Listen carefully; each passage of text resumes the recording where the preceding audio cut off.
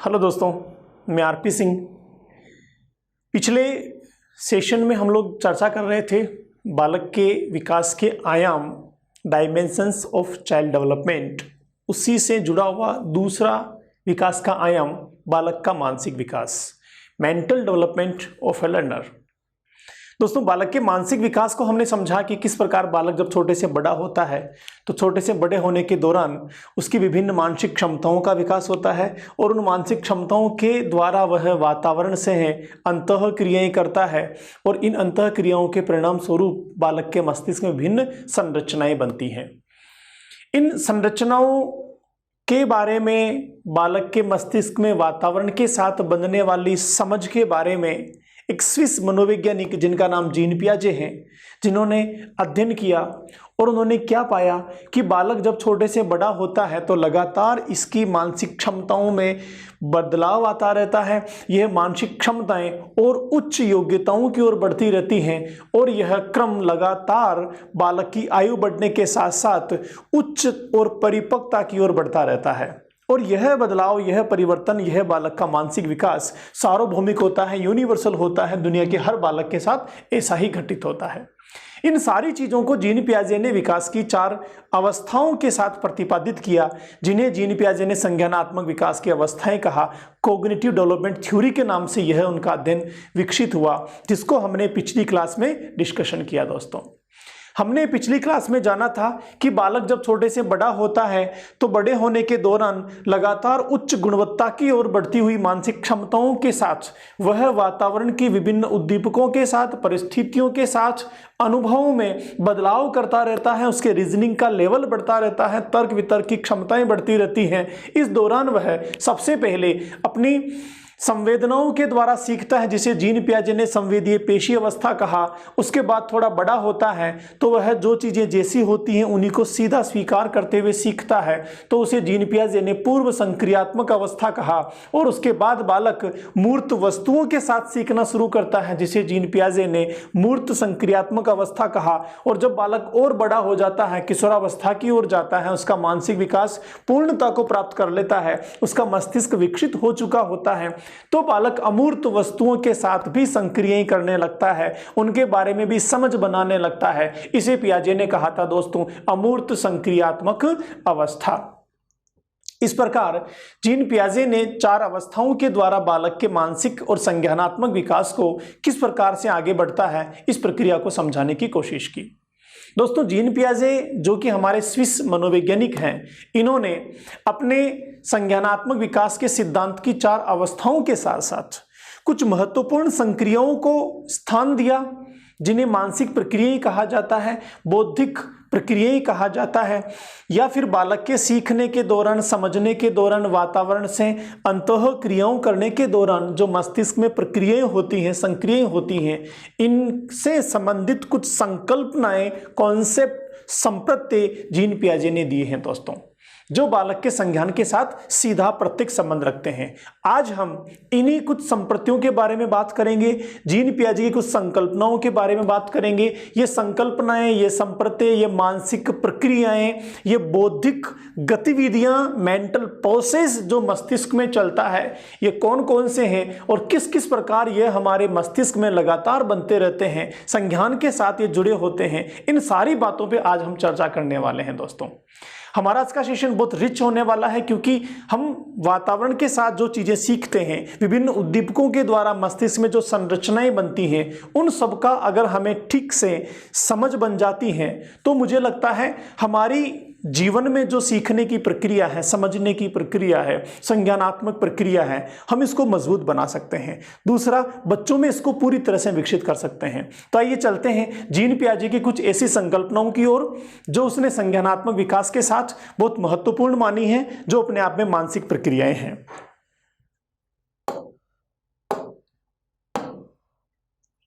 दोस्तों, जीन पियाजे ने मानसिक प्रक्रियाओं में, बौद्धिक प्रक्रियाओं में पहली महत्वपूर्ण संकल्पना दी है, जिसे कहा जाता है स्कीमा। स्कीमा, देखिए फ्रेंड्स, स्कीमा जो है, स्कीमा एक बायोलॉजी का शब्द है बायोलॉजी वालों ने जब मस्तिष्क को देखा, मस्तिष्क में जो चीजें हैं उनको देखा, तो मूर्त चीजों को, मूर्त संरचनाओं को तो वो देख पाए, समझ पाए, लेकिन जो अमूर्त संकल्पनाएं हैं, जो एब्स्ट्रैक्ट सॉफ्टवेयर है मस्तिष्क में, उन्हें वो नहीं देख पाए, तो उन्होंने इसके लिए स्कीमा शब्द दिया था। तो स्कीमा मूलतः है बायोलॉजी का शब्द है। किसका शब्द फ्रेंड्स? ये बायोलॉजी का शब्द है, बायोलॉजी का शब्द है। और इस बायोलॉजी के शब्द स्कीमा को जीन पियाजे ने संज्ञानात्मक विकास के साथ जोड़ा। किसके साथ जोड़ा? संज्ञानात्मक विकास के साथ जोड़ा। किसने? पियाजे ने। तो पियाजे ने स्कीमा, जो बायोलॉजी का शब्द है, इसको मानसिक या संज्ञानात्मक प्रक्रिया या संज्ञानात्मक प्रक्रिया के लिए प्रयुक्त किया। मानसिक या संज्ञानात्मक प्रक्रिया के लिए प्रयुक्त किया। किसने किया? जीन पियाजे ने। किसको? बायोलॉजी के शब्द स्कीमा को। अब स्कीमा होता क्या है? स्कीमा के अगर हम शाब्दिक अर्थ की बात करें फ्रेंड्स, तो स्कीमा का शाब्दिक अर्थ जो होता है वो होता है एक मानसिक संरचना। कौन सी संरचना? मानसिक संरचना, या किसी भी उद्दीपक के बारे में मस्तिष्क में बनने वाली एक छवि, या फिर मस्तिष्क में बनने वाला कोई ढांचा या कोई इमेज या बिंब, जिसे हम प्रतिबिंब भी कह सकते हैं, या यहाँ ज्यादा बढ़िया रहेगा इमेज, मस्तिष्क में बनने वाली एक इमेज। और यह जो ढांचा है, यह जो इमेज है, तो स्कीमा का एक तरह से अर्थ हो गया मस्तिष्क में बनने वाली एक मानसिक संरचना, एक छवि या फिर एक ढांचा। किसके बारे में बनता है? यह बाहरी जो उद्दीपक होते हैं, मस्तिष्क से बनने वाली संरचना जो है या जो छवि है, वो किसके बारे में होती हैं? बाहरी उद्दीपकों के बारे में होती हैं, या फिर बाहरी अनुभवों के बारे में होती हैं। तो यूं कहें कि मस्तिष्क में जो बाहरी उद्दीपकों के लिए एक संरचना बनती है, छवि बनती है, अनुभव के रूप में जो क्लस्टर बनते हैं, जो चीजें सृजित होती हैं, उन सब के लिए जीन पियाजे ने एक शब्द का इस्तेमाल किया, और वह शब्द है स्कीमा, जो कि बायोलॉजी का है मूल रूप से, लेकिन जीन पियाजे ने इसको मनोविज्ञान में किसके लिए प्रयुक्त किया दोस्तों? संज्ञानात्मक प्रक्रिया के लिए या फिर मानसिक प्रक्रिया के लिए।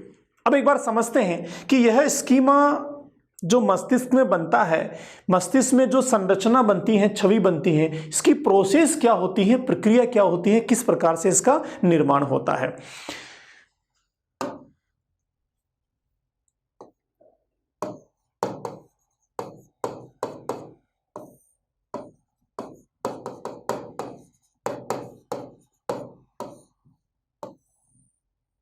स्कीमा की प्रक्रिया देखिए फ्रेंड्स, पिछली क्लास में हम लोगों ने डिस्कशन किया था कि हम जो कुछ भी बाहरी अनुभव प्राप्त करते हैं, उन सबके प्राप्ति का जो माध्यम होता है वो होता है हमारी ज्ञानेंद्रियां। हम ज्ञानेंद्रियों के माध्यम से ही समस्त बाहरी अनुभवों को, बाहरी उद्दीपकों की जानकारियों को मस्तिष्क तक पहुंचाते हैं, और इसे मनोविज्ञान में संवेदना नाम दिया था, सेंसेशंस इसका नाम रखा गया था। संवेदना सबसे पहली प्रक्रिया होती है जिसके द्वारा कोई भी चीज मस्तिष्क तक पहुंचती है।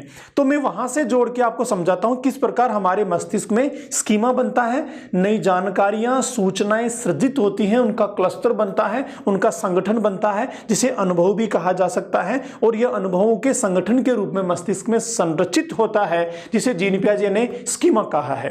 तो सबसे पहले इस प्रक्रिया का पहला पार्ट क्या हो जाएगा दोस्तों? इस प्रक्रिया का पहला पार्ट हो जाएगा संवेदना।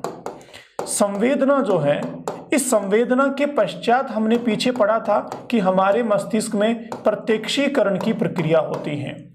संवेदनाएं तो बाहरी उद्दीपकों की जानकारी मस्तिष्क तक पहुंचाना हो गया, और मस्तिष्क फिर इन जानकारियों को, सूचनाओं को या बाहरी अनुभवों को जो प्राथमिक होते हैं, प्रारंभिक होते हैं, इनकी व्याख्या करता है, और इनके बारे में समझ का निर्माण करता है या फिर अर्थ बनाता है। इस व्याख्या करने की, समझ बनाने की या अर्थ निर्माण की प्रक्रिया को कहा जाता है प्रत्यक्षीकरण, जैसा हमने पीछे पढ़ा था। और इस संपूर्ण प्रक्रिया के दौरान अवधान का महत्वपूर्ण रोल होता है। तो प्रत्यक्षीकरण के दौरान, किसके दौरान? प्रत्यक्षीकरण के दौरान तथा प्रत्यक्षीकरण के पश्चात, इसके दौरान व इसके पश्चात मस्तिष्क में जो क्लस्टर बनते हैं, मस्तिष्क में जो क्लस्टर बनते हैं या फिर अनुभवों का एक संगठन बनता है। किसका संगठन? अनुभवों का संगठन बनता है। यह प्रत्यक्षीकरण के दौरान और प्रत्यक्षीकरण के पश्चात मस्तिष्क में बनने वाला जानकारियों, सूचनाओं का क्लस्टर या फिर अनुभवों का संगठन जो होता है, ये क्या होता है? इस प्रत्यक्षीकरण के परिणाम के कारण होता है। ये इस प्रक्रिया का क्या है? रिजल्ट है, परिणाम है। और इस रिजल्ट, किसका रिजल्ट? प्रत्यक्षीकरण का मस्तिष्क में संवेदनाओं के बाद जो अर्थ निकाले जा रहे हैं, समझ निर्माण की जा रही है, इस प्रक्रिया का जो रिजल्ट होता है, यह रिजल्ट मस्तिष्क में क्लस्टर के रूप में, अनुभवों के संगठन के रूप में बनता है। और इसे ही जीन पियाजे ने फ्रेंड्स स्कीमा कहा है। यही जीन पियाजे का स्कीमा है। इस संपूर्ण प्रक्रिया को स्कीमा नाम दिया है। तो स्कीमा क्या है? अपने आप में एक प्रक्रिया है, अचानक होने वाली घटना नहीं है। अचानक कोई बदलाव स्कीमा का निर्माण नहीं होता, एक प्रक्रिया के रूप में होता है। और यह प्रक्रिया कौन सी है? मानसिक प्रक्रिया है। यह प्रक्रिया कौन सी है? यह बौद्धिक प्रक्रिया है, बुद्धि के साथ चलती है। और यह प्रक्रिया कौन सी है? आंतरिक प्रक्रिया है, जो प्रत्येक समय दिखाई नहीं देती है। दोस्तों, किस प्रकार की प्रक्रिया हो गई? मानसिक प्रक्रिया, बौद्धिक प्रक्रिया और आंतरिक प्रक्रिया जो मस्तिष्क में बनती हैं, इसे जीन पियाजे ने स्कीमा कहा है। एक बार फिर से सारी चीज को समझते हैं। देखिए कैसे। एक बालक ने जीवन में पहली बार किसी एप्पल को देखा, सेब को देखा, आपने उसको दिखाया और दिखाने के बाद जो ही बालक की आंखों ने एप्पल को देखा, आंखों से उसको सूचना मिली और उस सूचना को, उसने संवेदना को मस्तिष्क तक पहुंचाया। मस्तिष्क इसका प्रत्यक्षीकरण कर रहा है और प्रत्यक्षीकरण के दौरान कुछ इसके बारे में जानकारियां, समझ, जिनको मस्तिष्क जुटा रहा है, इसको अर्थ प्रदान कर रहा है और अर्थ प्रदान करके कुछ अनुभव मस्तिष्क में बना रहा है। क्या बना रहा है? हो सकता है बालक पहली बार देख रहा है तो वो देख रहा हो कि यह गेंद के जैसी आकृति है, वह देख रहा हो कि यह लाल रंग की दिखाई देती है, वह देख रहा हो कि गेंद जैसी तो है लेकिन थोड़ा नीचे भी कट लगा है, ऊपर भी कट लगा है और एक डंठल जैसा दिखाई दे रहा है। ऐसी कुछ चीजें जो संवेदनाओं के द्वारा, दृश्येंद्रिय के द्वारा, आई सेंस के द्वारा मस्तिष्क को पहुंची, मस्तिष्क ने उसकी व्याख्या की, समझ बनाई। ठीक, एक काम हो गया। अब उसके बाद आपने इस बालक को उस एप्पल को हाथ में दे दिया। बालक ने एप्पल को हाथ में लिया। हाथ में लेने के बाद वो स्पर्श कर पा रहा है। तो स्पर्श करने से कुछ जानकारियां और मस्तिष्क को पहुंच रही हैं। क्या? कि यह रुई की तरह से सॉफ्ट नहीं है, कॉटन जैसा सॉफ्ट नहीं, थोड़ा सॉलिड फॉर्म में है। थोड़ा उसने हाथ को घुमा के देखा तो लगा सॉफ्ट है, बहुत नाजुक सी है, ऊपर से बहुत सॉफ्ट है इसकी स्किन। और जब उसको नाक के पास में लेकर आया तो फिर उसको स्मेल का पता भी चला कि हाँ, इसमें खुशबू भी बहुत अच्छी आती है। और अगर आपने खाने का मौका दिया तो वह उसका टेस्ट भी करेगा और टेस्ट करके जानेगा, आहा, इसका स्वाद तो और भी अच्छा है। इस प्रकार लगातार उस एप्पल के बारे में विभिन्न ज्ञानेंद्रियों के द्वारा जो सूचनाएं मस्तिष्क को पहुंच रही हैं, इन सूचनाओं का हमारा मस्तिष्क कोडिंग, डिकोडिंग कर रहा है, समझ बना रहा है। और ये जो समझ बनी, ये जो समझ बनी, ये संरचना बनी, ये एक साथ नहीं बनती, ये धीरे धीरे टुकड़ों के रूप में बनती हैं, जिसको हम क्लस्टर कहते हैं। जैसे बालक ने सबसे पहले एप्पल को देखा तो उसकी साइज और रंग के बारे में एक समझ मस्तिष्क में पहुंची। हाथ में लिया तो उसकी सॉफ्टनेस और हार्डनेस को लेकर समझ मस्तिष्क में बनी। थोड़ा और उसने नाक का इस्तेमाल किया तो खुशबू को लेकर समझ बनी। उसने टेस्ट करके देखा तो स्वाद की समझ बालक में बनी। इस प्रकार लगातार बालक में क्या हो रहा है? इस प्रक्रिया में क्लस्टर बन रहे हैं। एक जानकारी, फिर दूसरी, फिर तीसरी, फिर चौथी अनुभव के रूप में इकट्ठी हो रही है और यह एक संरचना बन गई, एक क्लस्टर बन गया, मानसिक संरचना हो गई, छवि हो गई। अब बालक को जब भी दोबारा किसी एप्पल का चित्र भी दिखाई देगा, इस चित्र को तुरंत देखकर एप्पल इमीडिएट उसके बारे में एक मस्तिष्क में इमेज बना लेगा। क्या इमेज बना लेगा कि हाँ यह लाल रंग की भी होती हैं, इसको टेस्ट करने में बहुत अच्छा लगता है, बहुत अच्छा इसका खुशबू होती है, यह हार्ड होती हैं और यह बोल के जैसी होती हैं। तो यह बालक के मस्तिष्क में एक चित्र को देखकर जो इमेज बना यह बालक के मस्तिष्क में पहले से बने हुए स्कीमा है, उसकी संरचना है। इस प्रकार बालक के मस्तिष्क में स्कीमा का निर्माण होता है। और दूसरी बात, इस स्कीमा का प्रत्यक्षीकरण किया जा सकता है। क्या किया जा सकता है? प्रत्यक्षीकरण किया जा सकता है कि स्कीमा में जो चीजें बनी हुई हैं उसको दोबारा हम छवि के रूप में देख सकते हैं, इमेज के रूप में देख सकते हैं, या व्यवहार के साथ किसी चीज के साथ जोड़कर उसको समझ सकते हैं। इस प्रकार बालक में स्कीमा का निर्माण होता, हम सब में स्कीमा का निर्माण होता है। एक एग्जाम्पल से आप फिर समझिए। एक बालक है, उसको एक कांच की बोतल दिखाई जाती है। 5 साल का बालक है मान लीजिए, उसने कांच की बोतल को पहली बार देखा। कांच की बोतल को पहली बार देखा और पहली बार देखने के दौरान बालक ने क्या देखा कि जो कांच की बोतल है, ये मान लेते हैं कि इस तरह की उसकी संरचना है। इस तरह की कांच की बोतल को बालक ने पहली बार देखा और पहली बार देखने के बाद उसके मस्तिष्क में एक समझ बनी, स्कीमा का निर्माण हुआ कि इस तरह की बोतल होती हैं जो कांच की होती हैं।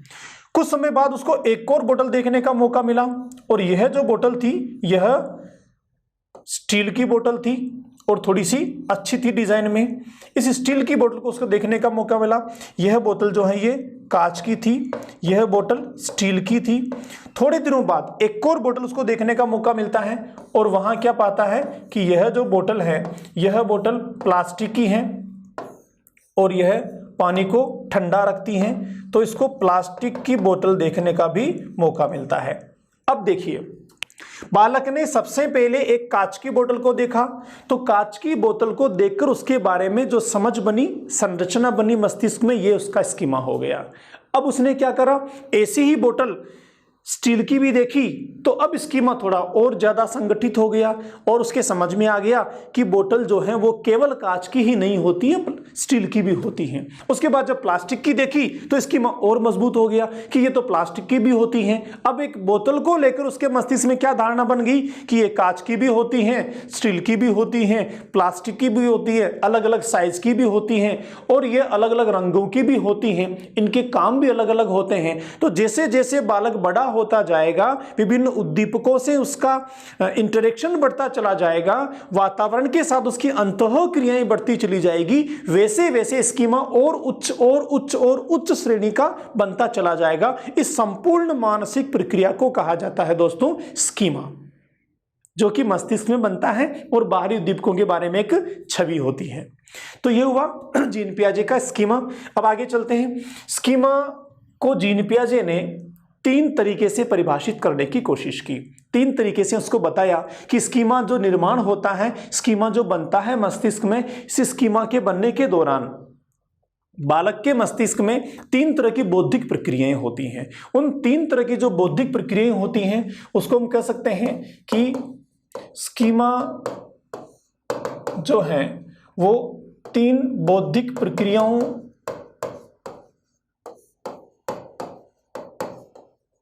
से जाना जा सकता है। तो स्कीमा को लेकर स्कीमा से संबंधित 3 बौद्धिक प्रक्रियाएं, जैसे पहला पियाजे ने कहा व्यवहार स्कीमा,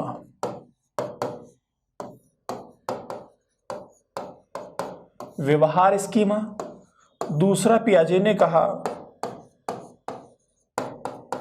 प्रतीकात्मक स्कीमा। तीसरा पियाजे ने कहा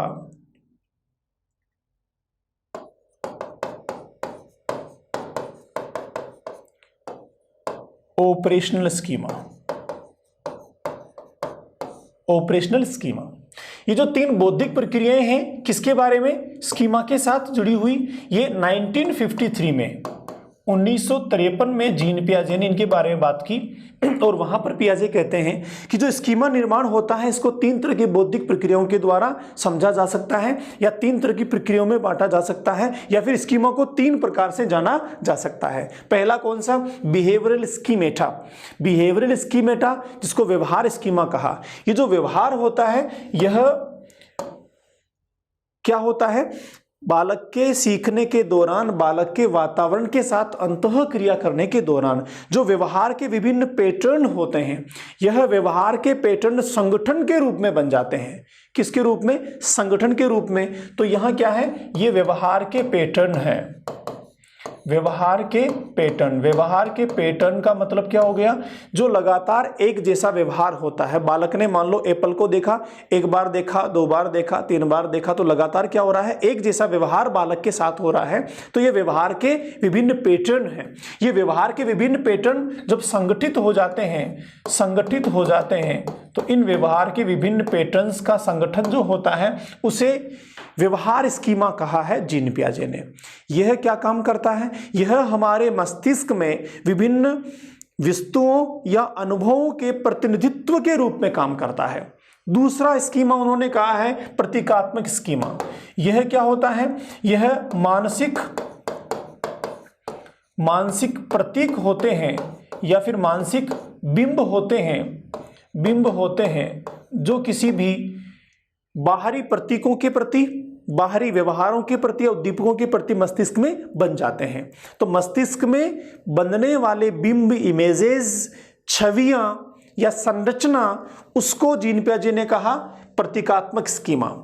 व्यवहारों का जो संगठित पैटर्न है उसको जीन पियाजे ने कहा व्यवहार स्कीमा। और ऑपरेशन स्कीमा क्या है?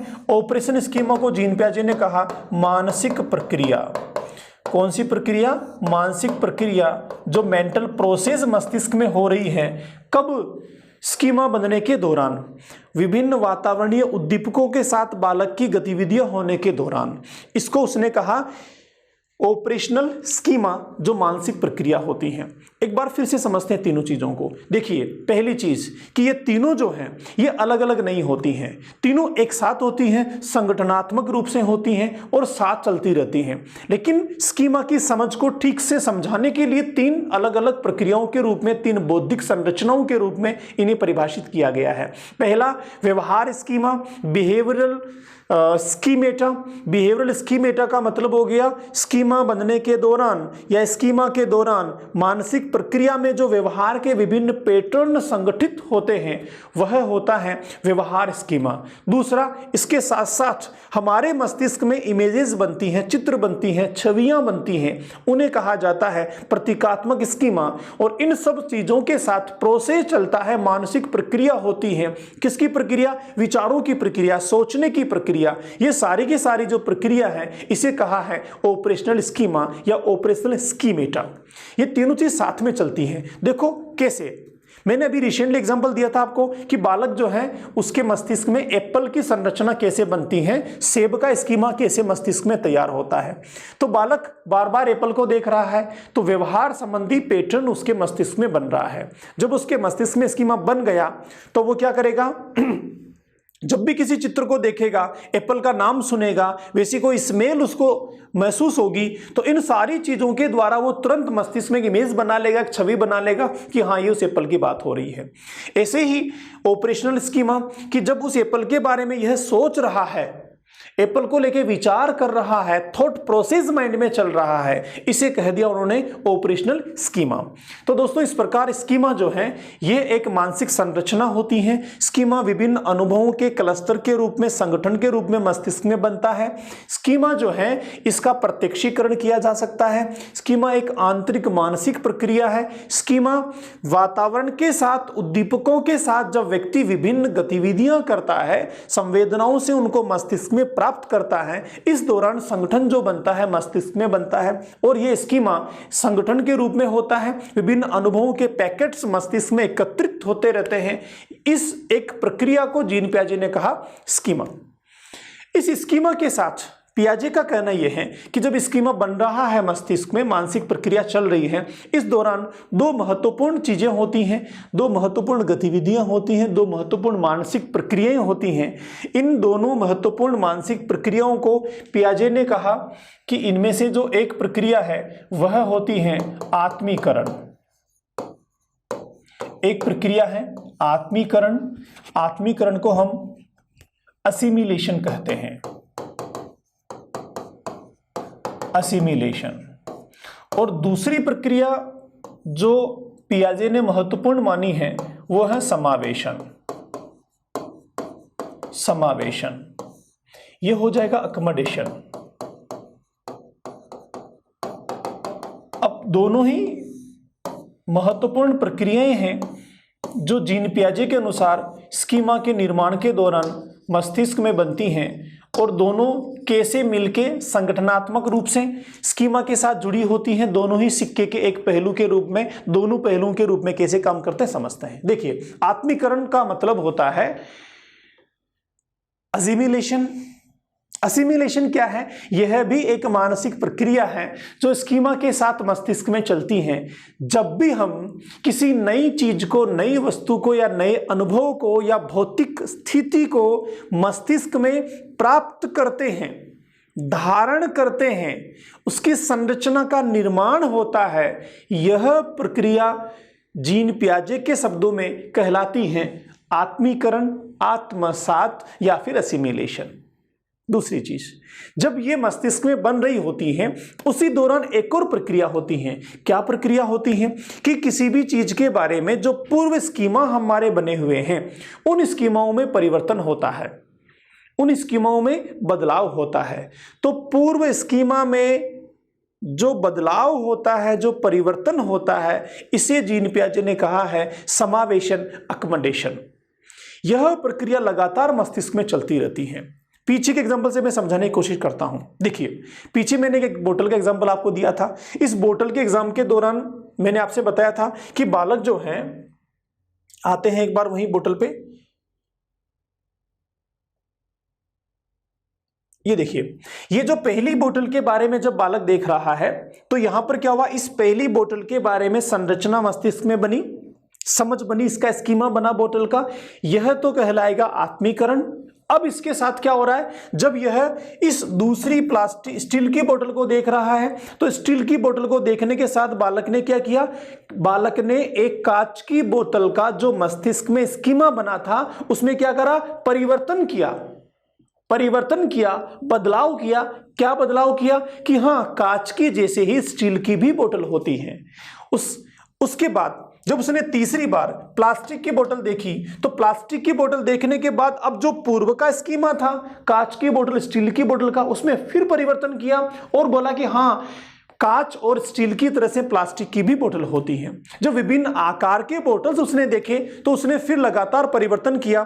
इस प्रकार हम जब वातावरणीय उद्दीपकों के साथ इंटरेक्शन करते हैं, बच्चा जब इनके साथ में लगातार आगे बढ़ता है तो वह क्या पाता है कि स्कीमा मस्तिष्क में बनते रहते हैं, नई चीजें मस्तिष्क में आती रहती हैं, हम उनको धारण करते रहते हैं। यह धारण करना, बनना, ये तो कहलाएगा आत्मीकरण। और इस प्रक्रिया के साथ लगातार उनमें बदलाव भी होते रहते हैं, परिवर्तन भी होते रहते हैं, इसे कहा जाता है समावेशन।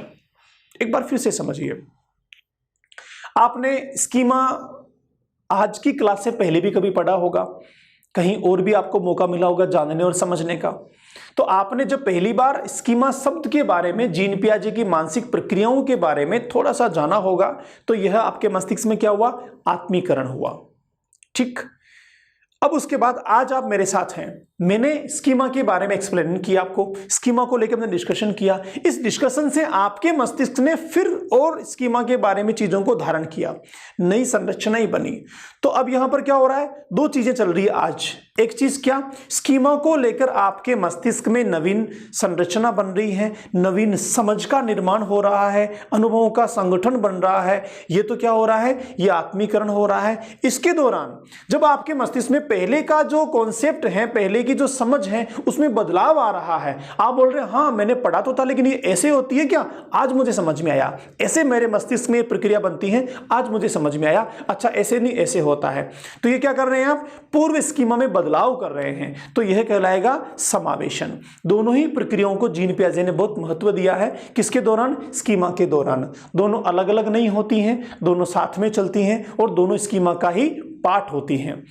आगे एक प्रोसेस और है, एक मानसिक प्रक्रिया और है जिसको जीन पियाजे ने महत्व दिया है, और वह है दोस्तों संगठन, ऑर्गेनाइजेशन। संगठन, ऑर्गेनाइजेशन। देखिए संगठन या ऑर्गेनाइजेशन का मतलब हो गया, यहां पर संगठन से मतलब है संगठन, संगठन से यहां मतलब है किसका संगठन, मानसिक प्रक्रिया के दौरान जो विभिन्न बौद्धिक क्षमताएं होती हैं, मानसिक क्षमताएं होती हैं, मानसिक प्रक्रियाएं होती हैं, ये सारी की सारी मानसिक प्रक्रियाएं, बौद्धिक प्रक्रियाएं पृथक पृथक काम न करके इकट्ठे संगठनात्मक रूप से काम करती हैं। इसे जीन पियाजे ने कहा संगठन या फिर ऑर्गेनाइजेशन। क्या कह रहे हैं यहां पर कि जो चीजें होती हैं, जो प्रक्रियाएं होती हैं, ये प्रक्रियाएं कौन सी प्रक्रियाएं, मानसिक प्रक्रियाएं, बौद्धिक प्रक्रियाएं, ये संगठनात्मक रूप में काम करती हैं, संगठनात्मक रूप में काम करती हैं, ये पृथक पृथक काम नहीं करती, अलग अलग काम नहीं करती। तो कौन कौन सी मानसिक प्रक्रियाएं, कौन कौन सी प्रक्रियाएं, जैसे हम यहां बात करें प्रत्यक्षीकरण, प्रत्यक्षीकरण और स्मृति, और अगर हम बात करें तो तर्क वितर्क हो गया, चिंतन हो गया, कई सारी जो मैंने समस्त मानसिक प्रक्रियाएं पीछे आपको कहा था, मैंने समझाया था मानसिक विकास के पक्ष कौन कौन से होते हैं, वो सारी की सारी मानसिक प्रक्रिया क्षमताएं होती हैं। तो वो अलग अलग काम नहीं करती, साथ में संगठनात्मक रूप से काम करती हैं। इस तरह की मानसिक प्रक्रिया को जीन पियाजे ने कहा ऑर्गेनाइजेशन या फिर संगठन। देखिए जैसे मैंने एप्पल का एग्जाम्पल आपको पीछे दिया था, तो वहां क्या कहा था मैंने कि बालक ने पहले मस्तिष्क में जो संरचना बनाई वो उसकी आंखों के द्वारा प्राप्त होने वाले अनुभवों के साथ, फिर उसके बाद जो नाक के द्वारा खुशबू मिली स्मेल के माध्यम से, फिर उसके बाद टेस्ट करने का मौका मिला इसके माध्यम से। तो यहां पर क्या हो रहा है, अलग अलग नहीं हो रहा है, आंखों से सूचना मिली, उसकी जो संरचना मस्तिष्क में बन रही है, साइज को लेकर, कलर को लेकर, वो भी साथ में चल रही है, उसके साथ जो टेस्ट को लेकर समझ बन रही है वो भी साथ में चल रही है, उसके साथ स्मेल को लेकर समझ बन रही वो भी साथ में चल रही है। तो विभिन्न मानसिक प्रक्रियाएं पृथक पृथक काम न करते हुए संगठनात्मक रूप से काम करती हैं। संज्ञानात्मक विकास के दौरान, संज्ञानात्मक प्रक्रियाओं के दौरान इस संकल्पना को पियाजे ने कहा है संगठन या फिर ऑर्गेनाइजेशन। पहली चीज। दूसरी चीज, संगठन का आशय यहां पर यह भी है कि हम जो भी चीजें सीखते हैं वो मस्तिष्क में संगठनात्मक रूप से सृजित होती हैं। प्रक्रियाओं के साथ साथ जो बाहरी अनुभव मिलते हैं, जानकारियां मिलती हैं, ज्ञान मिलता है, समझ बनती है, ये भी संगठनात्मक रूप से शामिल होती हैं। देखो कैसे, एक बालक ने एप्पल के बारे में पहली बार देखा, अब उसको कुछ समय बाद हरे रंग का एप्पल भी दिखाई देता है, साइज में छोटा एप्पल भी दिखाई देता है। तो बालक क्या करेगा, अब उसके स्कीमा में और ज्यादा मजबूती आएगी और उच्च स्तर का निर्माण होगा। वो कहेगा कि एप्पल जो है वो केवल रेड कलर के ही नहीं होते हैं, ग्रीन कलर के भी होते हैं और भी मिक्स कलर्स के भी होते हैं, इनके साइजेस भी छोटे बड़े होते हैं, स्मेल और टेस्ट में भी फर्क होता है। तो ये लगातार लगातार लगातार जो एप्पल को लेके बालक में स्कीमा का निर्माण हो रहा है ना, ये संगठनात्मक रूप से होता है, ऑर्गेनाइजेशनल फॉर्म में होता है। ऐसा नहीं कि पहली बार रेड एप्पल का स्कीमा अलग है, फिर ग्रीन एप्पल का स्कीमा अलग है और दोनों अलग अलग काम कर रहे हैं, ऐसा नहीं है। ये सब साथ में संगठनात्मक रूप से बनते रहते हैं। तो पूर्व अनुभवों के साथ नवीन अनुभव, नवीन जानकारियां जब मिलकर संगठन के रूप में बनती हैं, तो यह मानसिक प्रक्रिया का नेचर होता है कि बालक के सीखने के दौरान, बालक के वातावरण के साथ अंतः क्रियाओं करने के दौरान जो चीजें मस्तिष्क में बनती हैं वो संगठनात्मक होती हैं, ऑर्गेनाइजेशनल फॉर्म में होती हैं, पृथक पृथक नहीं होती हैं। इसके साथ एक और इंपॉर्टेंट कॉन्सेप्ट पियाजे ने दिया है, वो है दोस्तों अनुकूलन। अनुकूलन, अनुकूलन, अडाप्टेशन इसको कहते हैं। अनुकूलन या अडाप्टेशन, देखिए अनुकूलन का मतलब होता है कि पूर्व की जो संक्रियाएं हैं, पूर्व का जो स्कीमा है, पूर्व के जो अनुभव हैं, वह नवीन अनुभवों के साथ, नवीन प्रक्रियाओं के साथ, नवीन जानकारियों के साथ समायोजन करते हैं, एडजस्टमेंट करते हैं, अनुकूलन करते हैं। यह मानसिक प्रक्रिया जीन पियाजे के अनुसार अनुकूलन या अडाप्टेशन कहलाती है। पहली चीज। दूसरी चीज, अनुकूलन में और हम किसको शामिल कर सकते हैं कि वातावरण के साथ जो बालक अंतः क्रियाएं करता है, तो दो कॉन्सेप्ट हो गए, दो तरह की चीजें हो गई। पहला बाहरी वातावरण, दूसरा बालक की आंतरिक संरचना। तो बालक की आंतरिक संरचना जब वातावरण के साथ, बालक की आंतरिक संरचना, मानसिक क्षमताएं, मानसिक संज्ञानात्मक योग्यताएं जब बालक के बाहरी वातावरण के साथ अंतः क्रिया करती हैं, तो यह जो प्रक्रिया कहलाती है, यह भी अनुकूलन या अडाप्टेशन के नाम से जानी जाती है। फ्रेंड्स, इस प्रक्रिया के दौरान मस्तिष्क में संतुलन बनते हैं। मानसिक प्रक्रिया का बाहरी उद्दीपकों के साथ, बाहरी अनुभवों के साथ, भौतिक घटनाओं के साथ, यह संतुलन कहलाता है। इन सबके अतिरिक्त जीन पियाजे ने मानसिक प्रक्रिया को लेकर कई सारे कॉन्सेप्ट दिए हैं, कई सारी चीजें बताई हैं, लेकिन एग्जाम की दृष्टि से यही मेन व्यूज थे, मेन बिंदु थे जो मैंने आपके साथ में डिस्कशन किए हैं। फ्रेंड्स, अब उसके साथ और आगे चलें तो स्कीमा को लेकर जो जीन पियाजे का स्टडी था, वैसे ही ब्रूनर ने भी स्कीमा के बारे में कुछ कॉन्सेप्ट दिए हैं। ब्रूनर ने भी स्कीमा के बारे में अध्ययन किया है। जेरोम ब्रूनर ने स्कीमा के साथ एक नए शब्द का प्रयोग किया जिसे कहा जाता है नियोजन। ये नियोजन हो जाएगा प्लानिंग। नियोजन किसका शब्द है? नियोजन शब्द दिया है जेरोम ब्रूनर ने।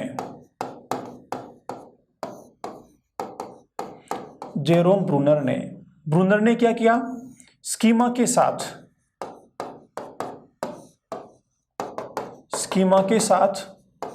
नियोजन शब्द का प्रयोग किया।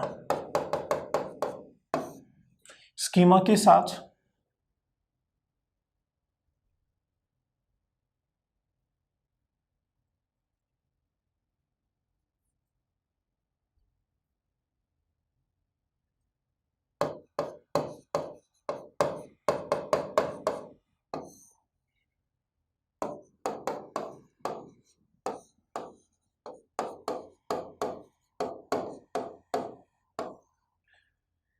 जेरोम ब्रूनर ने स्कीमा के साथ नियोजन शब्द का प्रयोग किया।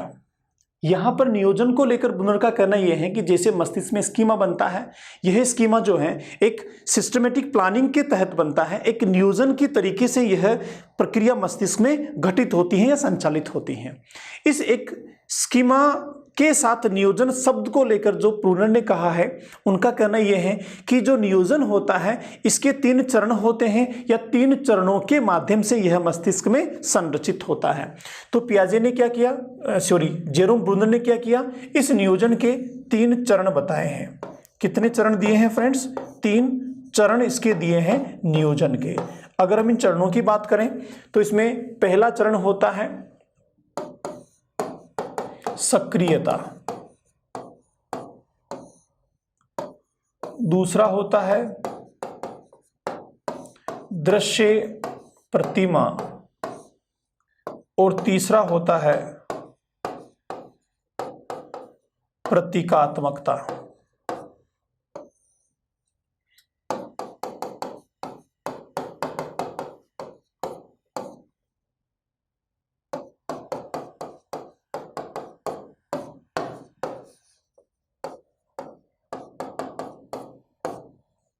सक्रियता इनेक्टिव, दृश्य प्रतिमा आइकोनिक और प्रतीकात्मक होगा सिंबॉलिक। देखिए कैसे।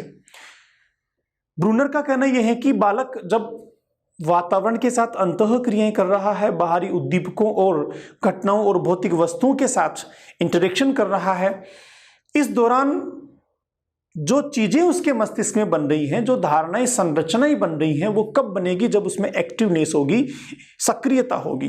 किसके माध्यम से? ज्ञानेंद्रियों के माध्यम से, मानसिक क्षमताओं के माध्यम से यह सक्रियता के साथ मस्तिष्क में चीजें धारण होती जाती हैं, बालक उनको मस्तिष्क में लेता रहता है।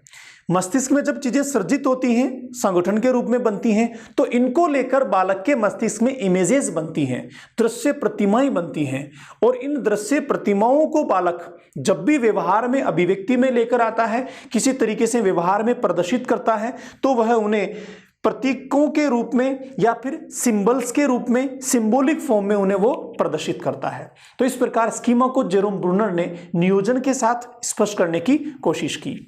तो फ्रेंड्स, ये स्कीमा के संज्ञानात्मक विकास को लेकर, मानसिक प्रक्रिया को लेकर, सीखने समझने या वातावरण के उद्दीपकों को मस्तिष्क में धारण करने को लेकर जो संज्ञानात्मक विकास की प्रक्रिया समझाने की कोशिश की, उसके महत्वपूर्ण संप्रतियों को हमने जाना।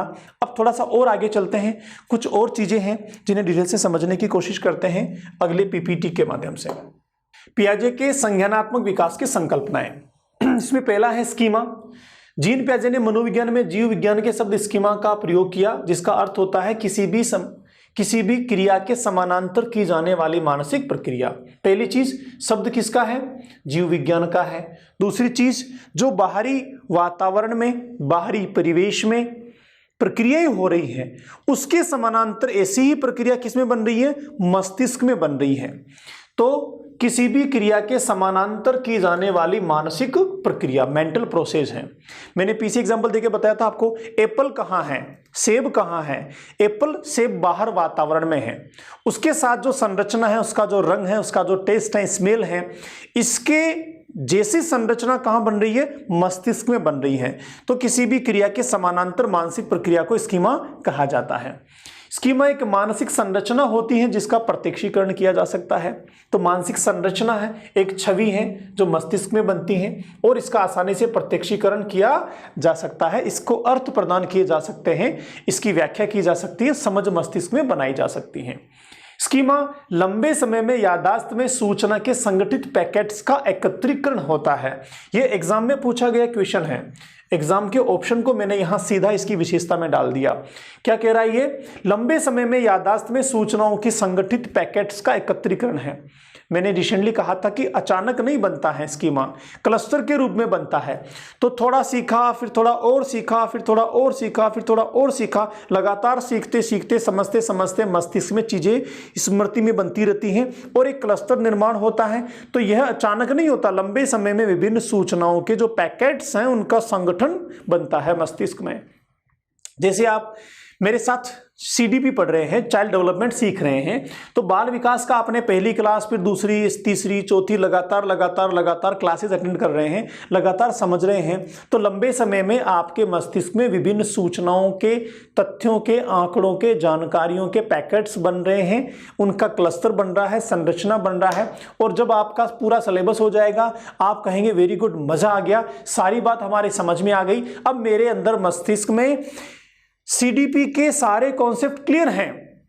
तो इसका मतलब यह हो गया कि आपके मस्तिष्क में इन सारे कॉन्सेप्ट्स का स्कीमा बन गया है। तो लंबे समय में अनुभवों के जो पैकेट्स होते हैं, संगठित पैकेट्स, उनका कलेक्शन कहलाता है स्कीमा। स्कीमा अवधारणाओं का एक संरचित क्लस्टर है।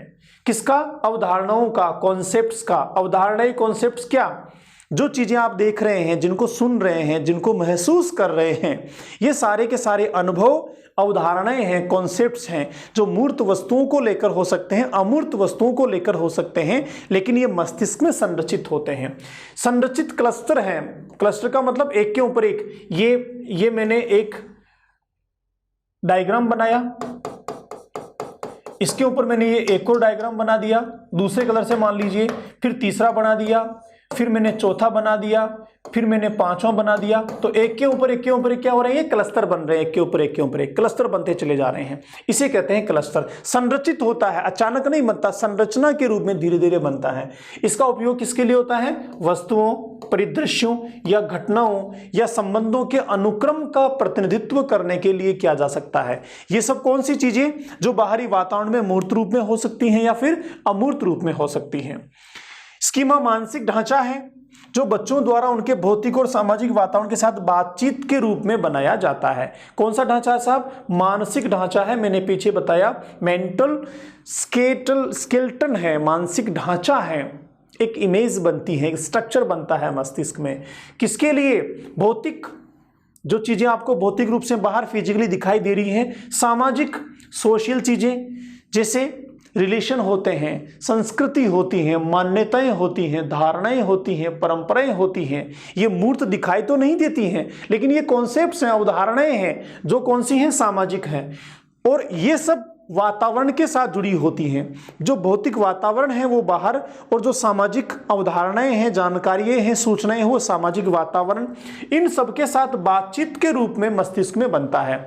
तो जो भौतिक चीजें हैं उनको तो ज्ञानेंद्रियों के द्वारा वो देखकर महसूस करके प्राप्त कर सकता है, लेकिन जो अमूर्त संरचनाएं हैं, जो उसको दिखाई नहीं दे रही हैं, जिनका कोई टेस्ट भी नहीं है, जिनका कोई स्वाद भी नहीं है, लेकिन वो विचारों में होती हैं, सामाजिक वातावरण में होती हैं और बातचीत के दौरान उसके मस्तिष्क में बनती हैं। जैसे अभी मैं आपके साथ बात कर रहा हूं संज्ञानात्मक संकल्पनाओं की, तो ये संपूर्ण संज्ञानात्मक संकल्पनाएं भौतिक रूप से कहीं भी आपको दिखाई नहीं दे रही हैं। इनका रंग, टेस्ट, स्मेल आपको नहीं पता। हम बातचीत के द्वारा एक सामाजिक संपर्कों को बनाने की कोशिश कर रहे हैं। तो यह स्कीमा हो गया। आगे चलें। 1953 में जीन पियाजे ने 3 प्रकार की बौद्धिक संरचनाओं का वर्णन किया। 3 प्रकार की बौद्धिक प्रक्रियाएं, 3 प्रकार की बौद्धिक संरचनाएं जो स्कीमा के साथ ही जुड़ी होती हैं। स्कीमा को ही उसने 3 तरीके से परिभाषित करने की कोशिश की। देखिए, पहला है व्यवहार स्कीमा, बिहेवियरल स्कीमेटा। व्यवहार के संगठित पैटर्न जो वस्तुओं और अनुभवों के प्रतिनिधित्व और प्रतिक्रिया करने के लिए उपयोग किए जाते हैं। किसका? जो बाहर में वस्तुएं हैं, सामाजिक परिवेश है, वातावरण है, उनका प्रतिनिधित्व करने के लिए व्यवहार में जो बनते हैं। देखो कैसे, जैसे साइकोलॉजी के नॉलेज को आपको समझाने के लिए, बताने के लिए मैं एक विशेष तरह का व्यवहार कर रहा हूं। मेरे विशेष तरह के व्यवहार से लगातार आपके मस्तिष्क में एक पैटर्न बन जाएगा, और यह जो मस्तिष्क में पैटर्न बना, यह क्या होगा? स्कीमा के रूप में बन जाएगा। तो एक प्रकार का स्कीमा जो है वो कौन सा होता है? बिहेवियरल स्कीमेटा, व्यवहार स्कीमा, जो व्यवहार के साथ बनता है, व्यवहार के लगातार एक जैसे पैटर्न के कारण बनता है। और ये जो व्यवहार के पैटर्न किसके लिए होते हैं? ये किसी अनुभवों या वस्तुओं के प्रतिनिधित्व के रूप में एक प्रक्रिया होती है, एक प्रोसेस होती है। ठीक, जैसे मैं आपको सिखा रहा हूं, तो ये मेरा जो लर्निंग प्रोसेस है, ये जो व्यवहार है, ये किसका प्रतिनिधित्व कर रहे हैं? ये आपके रीट के सिलेबस का प्रतिनिधित्व कर रहे हैं। उस रीट के सिलेबस को मैं आपके साथ डिलीवर कर रहा हूं एक विशेष तरह के बिहेवियरल पैटर्न के साथ। उसे स्कीमा का कौन सा पार्ट कर दिया है? व्यवहार स्कीमा। दूसरा है प्रतीकात्मक स्कीमा, सिंबॉलिक स्कीमेटा। आंतरिक मानसिक प्रतीक जो मस्तिष्क में सिंबल्स बनते हैं, जैसे चित्र या भौतिक कोड। भौतिक कोड का मतलब क्या हो गया? जितने भी चिन्ह हैं, लिपियां हैं, संकेत हैं, जिन्हें हम भौतिक रूप से प्रदर्शित करते हैं, ये भौतिक कोड है। ये जो लिखा हुआ है ये भौतिक कोड है। मेरा जो एक्सप्रेशन है, बॉडी लैंग्वेज है, हाव भाव है, ये सारा का सारा भौतिक कोड है जो मैं मेरी बात को आप तक पहुंचाने के लिए प्रयोग कर रहा हूं।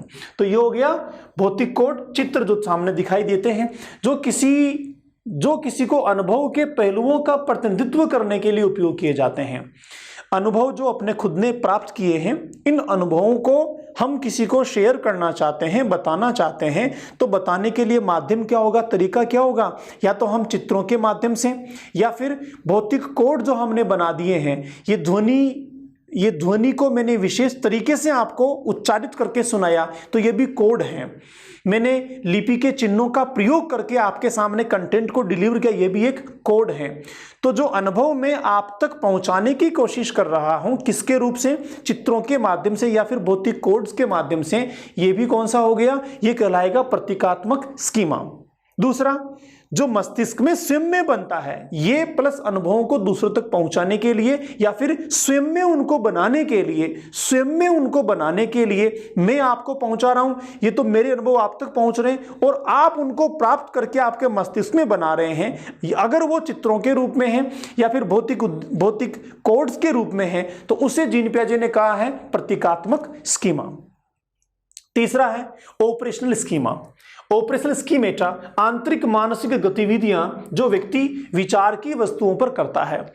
ये सारी की सारी चीजें जो मैं आपसे डिस्कशन कर रहा हूं, हम लगातार समझ बना रहे हैं। ये कहीं भौतिक तो दिखाई नहीं दे रही है, ये कहां चल रही है, मानसिक चल रही है, मस्तिष्क में चल रही है। बौद्धिक गतिविधियां हैं जो एक प्रक्रिया के रूप में होती हैं, जिसके साथ हमारे विचार जुड़े हुए हैं। मेरी बातों को आप सुन रहे हैं, समझ रहे हैं, आपके मस्तिष्क में एक इमेज बन रहा है, विचार बन रहा है, थॉट्स बन रहा है, और एक प्रक्रिया के रूप में है। ये अचानक नहीं हो रहा, एक प्रक्रिया के रूप में हो रहा है। इस मानसिक प्रक्रिया को जीन पियाजे ने ऑपरेशनल स्कीमा कहा। तो फ्रेंड्स, ये तीनों प्रकार के जो स्कीमेटाज हैं, ये तीनों प्रकार की बौद्धिक प्रक्रियाएं हैं जो स्कीमा के साथ चलती रहती हैं, स्कीमा निर्माण के दौरान हमारे मस्तिष्क में होती हैं। ये पृथक पृथक न होकर संगठनात्मक रूप से साथ में काम करती हैं। आगे देखते हैं, शिक्षा के क्षेत्र में अपने अध्ययन के माध्यम से पियाजे ने दो प्रक्रियाओं पर ध्यान केंद्रित किया, जिसे आत्मसात असिमिलेशन और समावेशन अकोमोडेशन का नाम दिया। और दोनों का बहुत महत्व भी है दोस्तों, क्योंकि सीखने की प्रक्रिया में अगर हमने सारी चीज़ों को जान लिया कि हमारे मस्तिष्क में स्कीमा कैसे बनता है, सीधी भाषा में यूँ समझो कि भाई हम मनोविज्ञान के सिलेबस में जो चीज़ें दी हुई है ना, वो हमारे मस्तिष्क में कैसे बनती हैं, उनका स्कीमा कैसे तैयार होता है, इस प्रक्रिया को समझ लिया तो सबसे पहला फायदा हमें होने वाला है। और हमने अगर खुद के साथ समझ लिया तो बच्चों में भी इसको आगे डिलीवर कर सकते हैं। तो सीखने की प्रक्रिया के दौरान, बच्चों को सिखाने के दौरान, शिक्षा के क्षेत्र में या फिर अपने अध्ययनों के दौरान, दैनिक जीवन में दो चीजों को, दो तरह की प्रक्रियाओं को जीन पियाजे ने महत्व दिया। उनमें से पहली है आत्मसात और दूसरी है समावेशन। आत्मसात क्या है? असिमिलेशन का मतलब बाहरी तत्वों को जीवन या वातावरण की संरचनाओं में एकीकृत करना है। कहां? मस्तिष्क के साथ। आत्मसात, आत्मीकरण, आत्म का मतलब यहां सेल्फ से है, हमारे मानसिक संकल्पनाओं से है।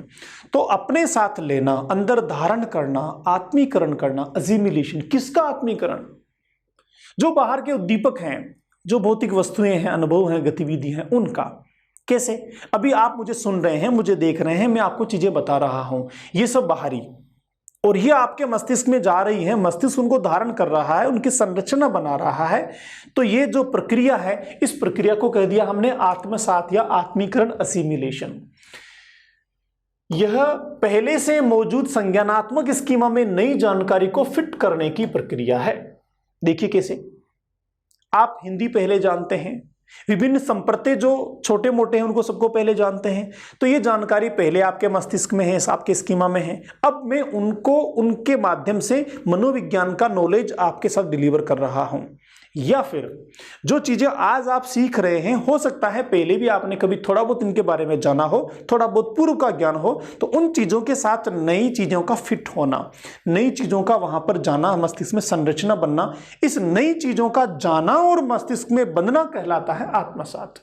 और आगे देखते हैं, जब मनुष्यों का सामना नई या अपरिचित सूचनाओं से होता है और इसे समझने के लिए पहले से सीखी गई जानकारियों को संदर्भित करता है। नई जानकारी, जैसे मैंने पीछे आपको बताया था कि बालक ने एक बोतल को देखा, पहली बार एक बोतल को लेकर स्कीमा उसके मस्तिष्क में बना। जब नई बोतल को फिर देखा तो उसके मस्तिष्क में पहले के साथ जो बोतल की संरचना है उसके साथ ये जानकारी जाकर और जुड़ गई। तो बोतल का संदर्भ, बोतल का कॉन्सेप्ट तो पहले था, उसके साथ चीजें और जाके चली गई। तो ये क्या हो गया? चाहे वो पहली बार मस्तिष्क में पहुंच रही हो, चाहे उससे मिलती जुलती नई चीज दूसरी बार पहुंच रही हो, तो मस्तिष्क में पहुंचना, मस्तिष्क में जाना, संरचित होना कहलाता है आत्मसात, असिमिलेशन। अगला फ्रेंड्स, समावेशन, अकोमोडेशन। समावेशन किसी की पर्यावरण में नई जानकारी लेने और नई जानकारी में फिट होने के लिए पहले से मौजूद स्कीमा को बदलने की प्रक्रिया है। किसकी प्रक्रिया है? पहले से मौजूद स्कीमा को बदलने की प्रक्रिया है। मैंने पीछे आपको समझाया कि एक एप्पल जो लाल रंग का है, उस बच्चे को बाद में एक ग्रीन एप्पल भी दिखाया जाता है। तो रेड एप्पल की तो संरचना पहले से मौजूद उसमें है स्कीमा में, लेकिन अब उसमें ग्रीन और आ गई, तो पहले की में थोड़ा बदलाव हो गया, उसमें एड ऑन हो गया। तो यह क्या है? चीजों को बदलना, मस्तिष्क में जो चीजें पहले से हैं उनको बदलाव करना कहलाता है समावेशन।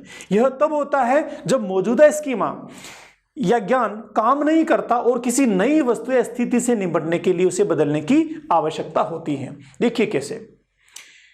जैसे आपने क्वेश्चन को पढ़ा एग्जाम में और क्वेश्चन पढ़ने के दौरान आपने उसको मेमोराइज किया, देखा कि सर्च किया माइंड में, सर्च करके देखा कि इस तरह का तो कॉन्सेप्ट मैंने पढ़ा ही नहीं, तो आप क्या करेंगे, एक जो समझ आपके मस्तिष्क से बनी तुरंत उसमें बदलाव करने की कोशिश करेंगे, दोबारा समझेंगे उसको, दोबारा समझेंगे और दोबारा समझने के बाद एक और नई संरचना मस्तिष्क में बनती है और आप एक एस्टिमेटेड आइडिया बनाते हैं मस्तिष्क में।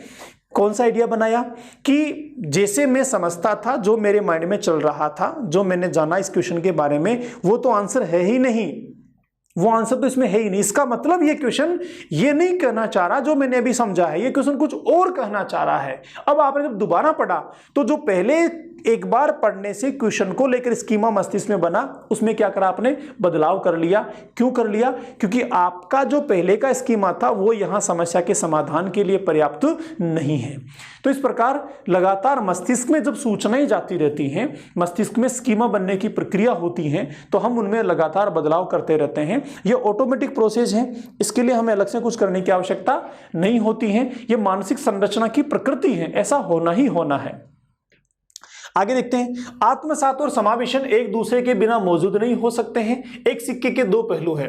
साथ में चलते हैं। मैंने कहा आपको किसी वस्तु को किसी मौजूदा मानसिक स्कीमा में आत्मसात करने के लिए किसी को पहली बार इस वस्तु की विशिष्टताओं को ध्यान में रखना होगा या कुछ हद तक समायोजित करना होगा। बहुत सीधी सी बात है। एक बार पहली बार में जो चीज आती है उस एक संरचना में, एक धारणा में, एक मानसिक जानकारी में, एक स्कीमा में लगातार बदलाव होता रहता है। तो इस बदलाव में क्या होता है, जो पहले की चीजें हैं वो आधार बनती हैं, नई उनके साथ में जाकर मिलती रहती हैं। तो पहले का आधार भी काम कर रहा है, जो नई चीजें मिल रही हैं वो भी काम कर रही हैं, तो दोनों साथ में चलती हैं, एक सिक्के के दो पहलू की तरह से होता है। एग्जाम्पल जो मैंने पीछे आपको बताया था उसी को फिर देख लेते हैं। उदाहरण के लिए एक सेब को सेब के रूप में पहचानने, तो पहचानने का मतलब उसकी जानकारी मस्तिष्क में गई, तो क्या हो गया, आत्मसात करना हो गया। के लिए इस ऑब्जेक्ट के समोच्चय पर पहले ध्यान केंद्रित करना होगा। तो जब ध्यान केंद्रित कर रहे हैं आप, तो ध्यान केंद्रित करने के दौरान क्या हो रहा है, इसमें बदलाव हो रहा है, संबंधित जानकारी मस्तिष्क में बन रही है। ऐसा करने के लिए किसी को वस्तु के आकार को मोटे तौर पर पहचानना होगा। विकास इन दो कार्यों के बीच संतुलन है, यह संतुलन को बढ़ाता है। एक दूसरे के साथ संतुलन में आत्मसात और समावेशन मानसिक स्कीमा उत्पन्न करते हैं। तो लगातार हम जब वातावरण में उपस्थित उद्दीपकों का, गतिविधियों का, भौतिक व्यवस्थाओं का, मानसिक संरचनाओं का, सामाजिक वातावरण का, बातचीत का, विभिन्न गतिविधियों का अवलोकन करते हैं, देखते हैं, सुनते हैं, समझते हैं, तो उनसे संबंधित पहले की जो चीजें हैं वो लगातार बदलती रहती हैं। और जो पहली बार मिलती हैं, पहली बार देखते हैं, वो विभिन्न जिस तरीके से वो सामने हैं उस तरीके से मस्तिष्क में जाती हैं।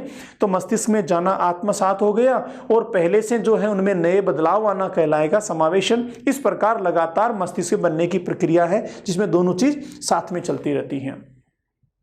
इन दोनों महत्वपूर्ण कॉन्सेप्ट के साथ एक और जुड़ा हुआ है संगठन, ऑर्गेनाइजेशन।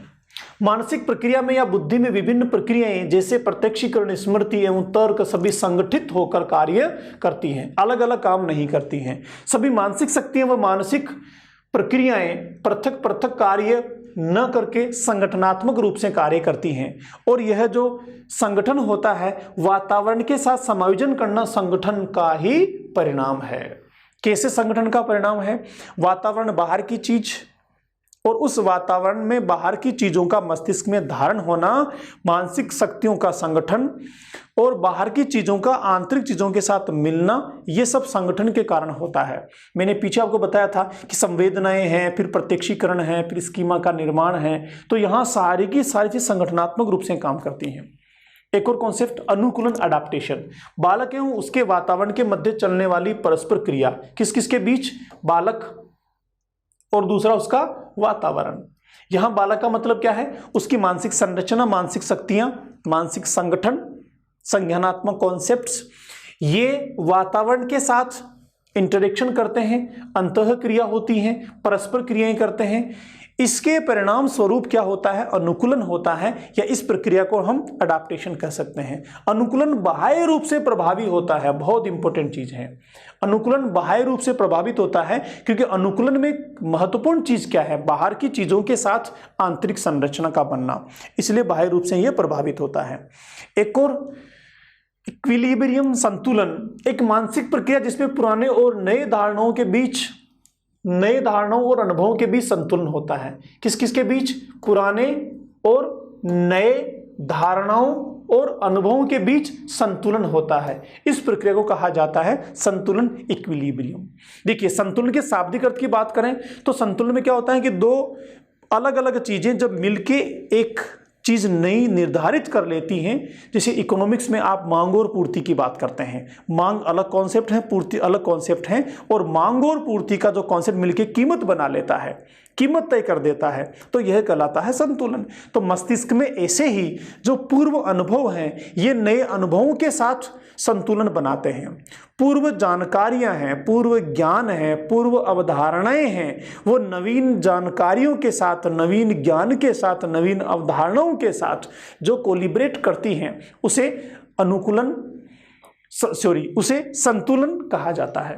नियोजन, जैसा कि मैंने पीछे आपको बताया, जेरोम ब्रूनर ने स्कीमा के साथ नियोजन शब्द का प्रयोग किया तथा नियोजन के 3 चरण दिए। पहला सक्रियता, दूसरा अनुप्रतीकात्मक या दृश्य प्रतिमा, तीसरा प्रतीकात्मक या सांकेतिक। इन तीनों चरणों के द्वारा मस्तिष्क में नियोजन बनता है, प्लानिंग होती है, जो स्कीमा के साथ ही चलने वाली प्रक्रिया है, स्कीमा के जैसी ही प्रक्रिया है। किसके अनुसार? जेरोम ब्रूनर के अनुसार। आगे चलते हैं फ्रेंड्स। मानसिक प्रक्रिया को लेकर, संज्ञानात्मक प्रक्रिया को लेकर कुछ महत्वपूर्ण कथन हैं, इनके ऊपर एक नजर डालते हैं। यहां से भी कई बार क्वेश्चन बन जाते हैं। जैसे पहला स्टेटमेंट आप देख पा रहे हैं जीन पियाजे का। पियाजे क्या कहते हैं? बच्चे वातावरण के साथ संबंध स्थापित करते हुए अपनी समझ का निर्माण करते हैं। अगर यहां समझ का विकास करना, समझ का निर्माण करना, मैं इसको स्कीमा कहूं तो कोई बड़ी बात नहीं होगी, ये स्कीमा ही है। किसके साथ करते हैं? वातावरण के साथ संबंध स्थापित करते हुए। बच्चे का मतलब यहां पर बच्चे की संज्ञानात्मक मानसिक योग्यताएं हैं। तो पियाजे का स्टेटमेंट क्या हो गया? बच्चे वातावरण के साथ संबंध स्थापित करते हुए अपनी समझ का निर्माण करते हैं या अपनी नवीन समझ का विकास करते हैं। दूसरा स्टेटमेंट है जेरोम ब्रूनर का।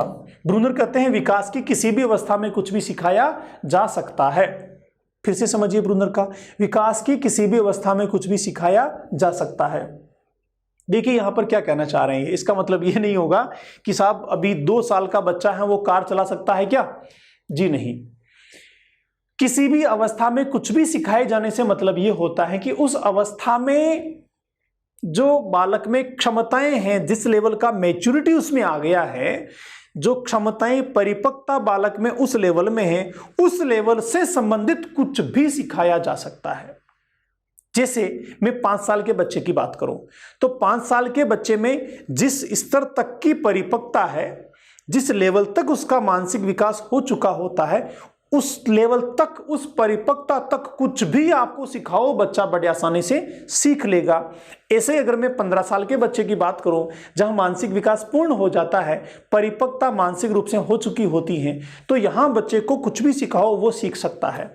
लेकिन किससे बाउंडेड है ये चीजें? उसकी परिपक्वता के साथ, मानसिक क्षमताओं के विकास के साथ। तो कौन कहते हैं ऐसा? ब्रूनर कहते हैं।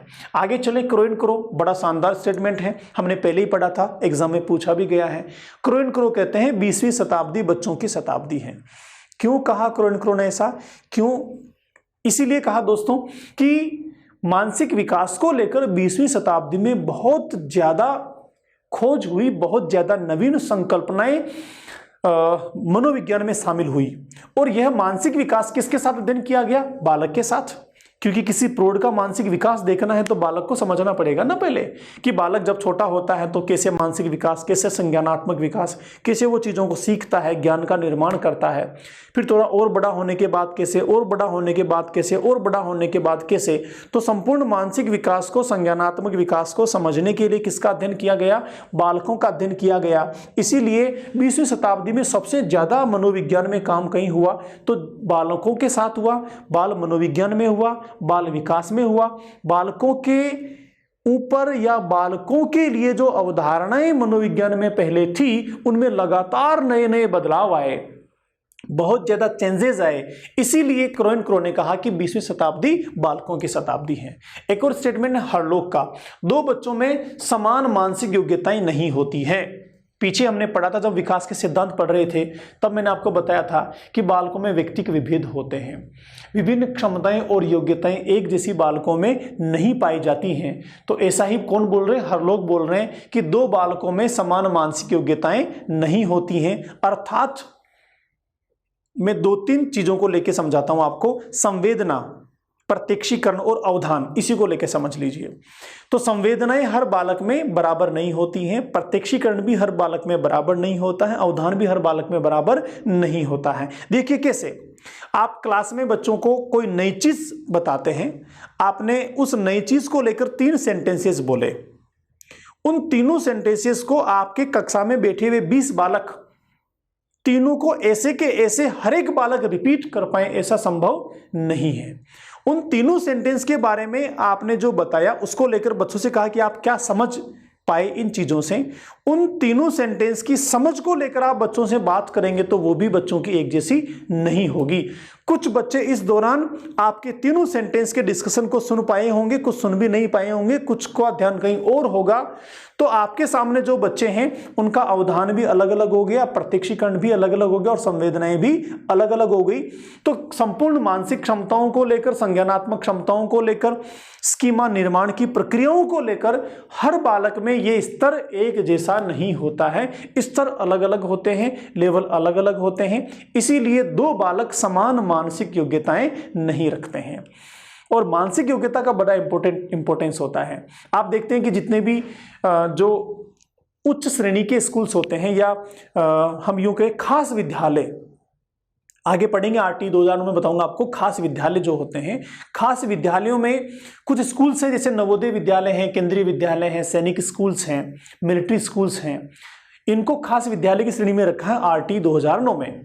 तो खास विद्यालयों में जो एंट्रेंस एग्जाम होता है, उस एंट्रेंस एग्जाम का बहुत बड़ा पोर्शन मेंटल एबिलिटी का होता है, मानसिक स्तर को जांचने का होता है। क्यों? क्योंकि यहां बालक का मानसिक विकास तेजी के साथ में हो रहा होता है। कक्षा 5 में इनका पहला एंट्रेंस होता है, तो वहां बालक का मानसिक विकास बहुत तेजी से हो रहा होता है। बालक में जो जानकारियां हैं, सूचनाएं हैं, ज्ञान है या जो और स्किल्स हैं, वो इतने हो या ना हो, वो उसके परिवेश पे डिपेंड करता है, बाहरी वातावरण पे डिपेंड करता है। लेकिन मानसिक विकास का जो स्तर है वो लगातार बढ़ता रहता है और वहां बच्चों में काफी हद तक एक जैसे लेवल्स होते हैं। अब इनमें से किसका लेवल ज्यादा है, किसका कम है, इसको जानने के लिए तथ्य, आंकड़े, सूचनाएं या फिर तार्किक चीजें उनसे पूछी जाएगी, तो वहां पर शायद वातावरण का प्रभाव काम करे, लेकिन मानसिक योग्यताओं से संबंधित कोई कॉन्सेप्ट उनसे पूछा जाएगा, उससे संबंधित क्वेश्चन उनसे पूछे जाएंगे, तो बाहरी वातावरण का प्रभाव वहां ज्यादा उन पे हावी नहीं हो पाएगा। तो फिर से समझते हैं, हर लोग क्या कहते हैं कि 2 बालकों में मानसिक योग्यताएं समान नहीं होती हैं। एक और बिंदु है, मानसिक विकास में समस्या समाधान के लिए चिंतन की प्रक्रिया होती है। आगे पढ़ेंगे इसको दोबारा हम, कि चिंतन किसका पहलू है, मानसिक विकास का पहलू है। समस्या समाधान भी किसका पहलू है, मानसिक विकास का ही पहलू है। अनुवांशिकता संज्ञानात्मक विकास का निर्धारक है, बहुत इंपॉर्टेंट है, डिटरमाइनर है। देखो कैसे भाई, मानसिक विकास या मानसिक पक्ष को लेकर जितनी भी योग्यताएं हैं, क्षमताएं हैं, गुण हैं, ये सारे के सारे जन्मजात हम में आते हैं। बुद्धि जन्मजात हम में आई है, प्रत्यक्षीकरण की क्षमता जन्मजात हम में आई है, अवधान की क्षमता या अवधान जन्मजात हम लोगों को मिला हुआ है, संवेदनाएं जन्मजात हम प्राप्त करके आए हैं, जैसे जैसे बड़े होते हैं इनका विकास और उच्च और परिपक्वता बढ़ती चली जाती है।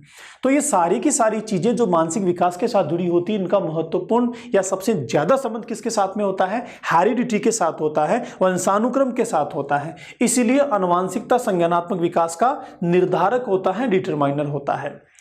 संज्ञानात्मक विकास में वंशक्रम मस्तिष्क जैसी शारीरिक संरचनाओं के मूलभूत स्वभाव को निर्धारित करते हैं। अब देखिए वंशक्रम का रोल क्या है यहां पर संज्ञानात्मक विकास में, क्या रोल है? मस्तिष्क जैसी शारीरिक संरचनाओं, कैसी? मस्तिष्क जैसी शारीरिक संरचनाओं के मूलभूत स्वभाव को निर्धारित करती हैं। देखो दो चीजें हैं, एक स्वभाव, किसका स्वभाव? जो मस्तिष्क में बन रहा है। तो मस्तिष्क तो क्या है? शारीरिक संरचना है। तो शारीरिक संरचना भी कहां से मिल रही है? वंशानुक्रम से मिल रही है। वंशानुक्रम में जीन के साथ ही यह तय होता है कि बालक का मस्तिष्क छोटा होगा, बड़ा होगा, काला होगा, गोरा होगा, किस साइज का होगा। काफी हद तक वंशानुक्रम इन चीजों को तय कर देता है। अगर बाहरी वातावरण संतुलित मिलता है, जितना चाहिए उतना मिल पाता है, तो वंशक्रम में जो तय है सीमाएं मस्तिष्क के विकास की, वो उस हिसाब से होती हैं, जो पृथक पृथक होती हैं। तो संज्ञानात्मक विकास में जो मस्तिष्क की संरचना है, कैसी है? शारीरिक संरचना है। कौन तय करता है? आनुवंशिकता तय करती है। दूसरी चीज स्वभाव। स्वभाव का मतलब क्या हो गया? जो मस्तिष्क में क्षमताएं बननी है, योग्यताएं बननी है, प्रोसेस करने की जो चीजें बननी है, वो मूलभूत है, मतलब जन्मजात मूल रूप से हमें प्राप्त होती हैं। इन सबको निर्धारित करने के पीछे महत्वपूर्ण रोल कौन प्ले करता है? महत्वपूर्ण रोल होता है जीन्स का, जो हेरिडिटी के रूप में हम सबको प्राप्त होते हैं फ्रेंड्स। तो इस प्रकार हमने आज डिस्कशन किया कि किस प्रकार मानसिक प्रक्रिया जो होती हैं, संज्ञानात्मक प्रक्रिया जो होती हैं, वो जीन पियाजे के अनुसार विभिन्न अलग अलग प्रक्रियाओं के द्वारा, गतिविधियों के द्वारा, बौद्धिक और मानसिक संक्रियाओं के द्वारा मस्तिष्क में घटित होती हैं, समझ का निर्माण होता है। या फिर बहुत सीधी भाषा में यूं कहें कि बालक का छोटे से बड़े होने के दौरान जो मानसिक विकास होता है, इस मानसिक विकास में कौन कौन सी गतिविधियां और कौन कौन सी प्रक्रियाएं संचालित होती हैं फ्रेंड्स। तो इन सारी चीजों को लेकर हमने आज काफी सारा डिस्कशन किया। आप इनको ठीक से फिर से समझिएगा और इन सारी प्रक्रियाओं को व्यवहार में एक बार घटित होते हुए महसूस कीजिएगा। कैसे? कि मुझ में स्कीमा कैसे बन रहा है, स्कीमा के दौरान कैसे आत्मसात की प्रक्रिया मुझ में हो रही है, कैसे समावेशन मुझ में हो रहा है। जब इन चीज़ों को आप खुद के साथ महसूस करने की कोशिश करेंगे, तो फिर जो मैंने समझाने की कोशिश की आपको, ये ठीक से आप समझ पाएंगे। या बहुत सीधी सी बात है भाई, अनुकूलन हमने पढ़ा, तो जो मैंने समझाया, मैंने बताया, डिस्कशन किया आपके साथ, अगर उसको आप आपके मस्तिष्क से जोड़कर समझते हैं, तो ये आप कर पा रहे हैं, मानसिक प्रक्रिया में स्कीमा को बना पा रहे हैं। अगर ऐसा आपने किया तो इन संकल्पनाओं को लेकर, इन कॉन्सेप्ट्स को लेकर, मेंटल प्रोसेसेस को लेकर कोई भी लैंग्वेज आपसे पूछ ली जाए, आप आसानी से उस लैंग्वेज को समझकर क्वेश्चन तक पहुंच जाएंगे, आंसर को निकाल पाएंगे। क्योंकि जो व्याख्या मैंने की है, जो सेंटेंसेस मैंने यूज किए हैं, जो शब्दावली मैंने इस्तेमाल की है, यही शब्दावली वहां प्रश्न पत्र में क्वेश्चन के रूप में हो जरूरी बिल्कुल भी नहीं है। क्योंकि सारी की सारी मेंटल प्रोसेस है, सिचुएशन है, इसके लिए निश्चित शब्द नहीं हो सकता है, निश्चित नियम या लाइंस नहीं हो सकती हैं कि साहब ये 10 लाइन याद कर लो, इससे बाहर कोई क्वेश्चन नहीं आएगा। भाई ये प्रोसेस है, प्रक्रियाएं हैं। तो मैंने प्रोसेस को, प्रक्रियाओं को मेरे शब्दों में, मेरे लैंग्वेज में आपको समझाया। अगर इनको आप आपकी लैंग्वेज में डिकोड कर लेंगे, समझ लेंगे, तो समझो स्कीमा बन गया। और स्कीमा बन गया भाई, तो कहीं से कैसे भी क्वेश्चन पूछे आप डेफिनेटली सोल्व कर पाएंगे। तो मुझे उम्मीद है आप सारी बातों को समझ पाएंगे। और मेरा टास्क भी है आपको कि जैसा मैंने कहा वैसा करके देखना, तभी मनोविज्ञान आपको सार्थक हो पाएगा। मिलते हैं अगली क्लास में। Thanks a lot.